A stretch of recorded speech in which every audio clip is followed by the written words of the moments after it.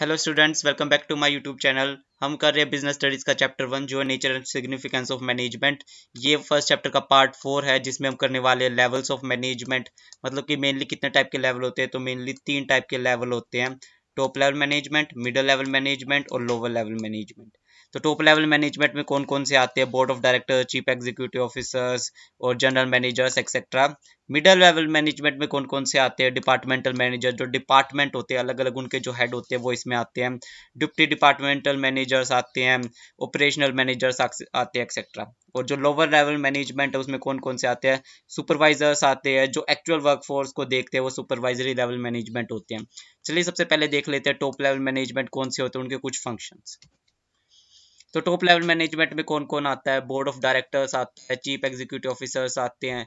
Chief executive officers होते हैं वो एक सिंगल पर्सन भी होता है और एक कमेटी भी हो सकती है। तो सबसे पहले देख लेते हैं टॉप लेवल मैनेजमेंट के कुछ फंक्शंस। तो मेनली यहाँ पे 6 फंक्शंस हैं। पहला है डिटरमाइनिंग ऑब्जेक्टिव्स। जो टॉप लेवल मैनेजमेंट का काम है वो ऑब्जेक्टिव सेट करना है। जैसे कोई कंपनी है वो फुटबॉल बनाती है तो वो कहती है कि हमें 10 करोड़ तक का रेवेन्यू अर्न करना है, तो वो उसकी ऑब्जेक्टिव हो गया, वो उसका डिटरमाइनिंग गोल्स। अब डिटरमाइनिंग पॉलिसीज, अब हमें पॉलिसी बताएगी कि वो कैसे अपने गोल्स को रियलाइज करना है। Only at this level policies related to the realisation objective are formed. मतलब यहाँ पे ऐसी पॉलिसी बनानी है जिसकी वजह से जो हमारा गोल्स है वो रियलाइज हो सके, वो अचीव हो सके। थर्ड पे है डिटरमाइनिंग एक्टिविटीज। अब हमें बताएगा कि हमें कौन कौन सी एक्टिविटीज परफॉर्म करनी है जिसकी वजह से जो हमारा ऑब्जेक्टिव है वो कंप्लीट हो जाए। उसके बाद है फोर्थ असेंबलिंग रिसोर्सेज। अब जो टॉप लेवल मैनेजमेंट है वो क्या करेगा? जो नीड रिसोर्सेज है, जो जरूरत होती है किसी चीज को बनाने के लिए, अपने गोल को अचीव करने के लिए, वो रियलाइज करेगा उस ऑब्जेक्टिव को, जैसे कि capital, raw material, fixed assets etcetera. मतलब जो नीचे वाले लेवल्स होते हैं जो काम करेंगे एक्चुअली में, उनके लिए रॉ मटेरियल प्रोवाइड करने का काम कौन करता है? Top level. उसके बाद कंट्रोलिंग द वर्क परफॉर्मेंस। अब यहाँ पे क्या करेगा? The work in progress is closely monitored in a company to get the desired results. अब ये क्या करेगा कि जो काम चल रहा है, जो प्रोग्रेस में काम है, उसको क्लोजली मॉनिटर करेगा, उसके ऊपर पूरा ध्यान रखेगा ताकि जो भी उसका डिजायर्ड रिजल्ट है वो अचीव हो सके।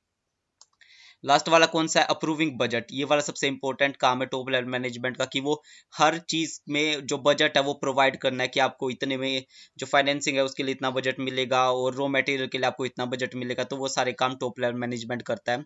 Budget prepared by different managers are given final shape. जो भी डिप्टी मैनेजर्स होते हैं वो बताते हैं कि मेरे डिपार्टमेंट को इतना मुझे बजट चाहिए ताकि मैं उसके लिए रॉ मटेरियल खरीद सकूं।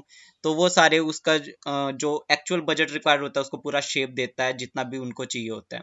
तो ये 6 फंक्शन है टॉप लेवल मैनेजमेंट के। अब नेक्स्ट करते हैं, चलते हैं मिडिल लेवल मैनेजमेंट कौन कौन से होते हैं और उसके क्या क्या फंक्शन है। तो middle level management lie between top level और लोअर लेवल मैनेजमेंट, ये बीच में आते हैं। Under this divisional heads, departmental heads, deputy departmental heads are included. मतलब कि जो डिवीजन अलग अलग होते हैं उनके हेड्स, जो डिपार्टमेंट होते हैं उनके हेड्स, वो सारे मिडिल लेवल मैनेजमेंट में आते हैं। अब इसके फंक्शंस क्या क्या? इसके 5 फंक्शंस है मेनली। Interpreting policies. अब जो टॉप लेवल मैनेजमेंट ने पॉलिसी बनाई वो उसको इंटरप्रेट करेगा। At this level, policies framed by top level managers are interpreted, like the marketing manager introduce his salesman to the sales policies। अब यहाँ पे क्या होगा?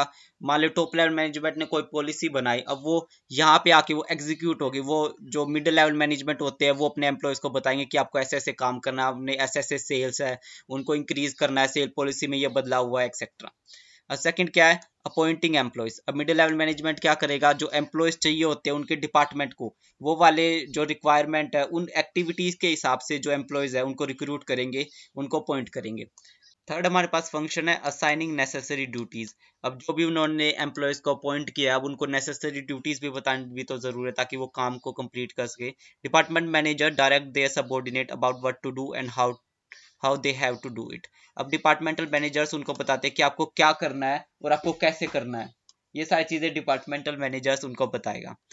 फोर्थ है मोटिवेटिंग एम्प्लॉयज। अब जो मिडिल लेवल मैनेजर, उसका एक और काम है कि वो अपने एम्प्लॉयज को मोटिवेट करता है। बहुत सारे मीन से मोनेटरी और नॉन मोनेटरी भी हो सकते हैं, पैसे से भी कर सकता है या फिर उनको कोई फ्री सर्विसेज भी प्रोवाइड कर सकता है ताकि वो एफिशिएंटली काम करे और जो ऑर्गेनाइजेशन का गोल्स है वो अचीव कर सके।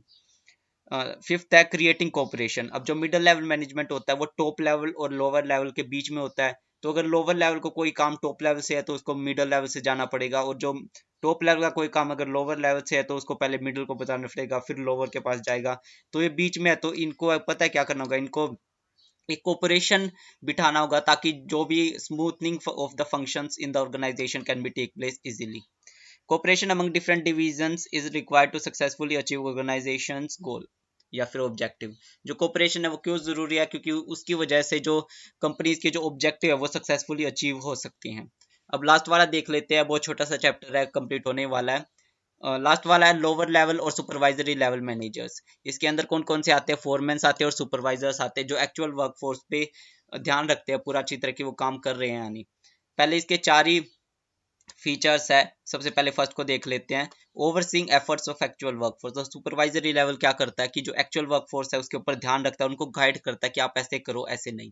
Supervisors directly oversee the efforts of actual workforce, वो उनको डायरेक्टली उनको ओवरसी करता है, उनको देखता है एंड गाइड देम प्रॉपर्ली।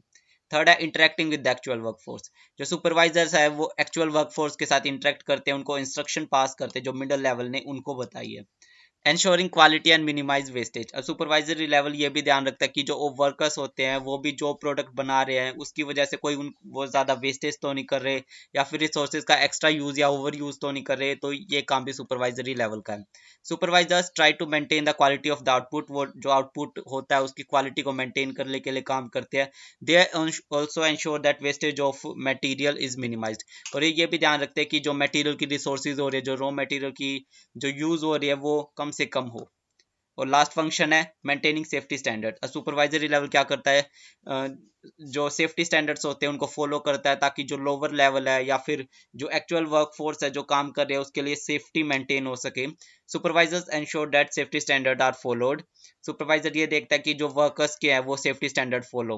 तो ये वाला चैप्टर छोटा सा ही था, इतना में कंप्लीट हो गया। अगर आपको वीडियो अच्छी लगी हो तो वीडियो को लाइक कर रहे। अगर आपको कोई भी डाउट हो या फिर आपको कोई भी क्वेश्चन पूछना हो तो आप कमेंट बॉक्स में डाल सकते हैं। अगर आपको इन सभी की पीडीएफ चाहिए तो आप मेरा टेलीग्राम चैनल है वो भी ज्वाइन कर सकते हैं, जिसका लिंक मैं डिस्क्रिप्शन में डाल दूंगा।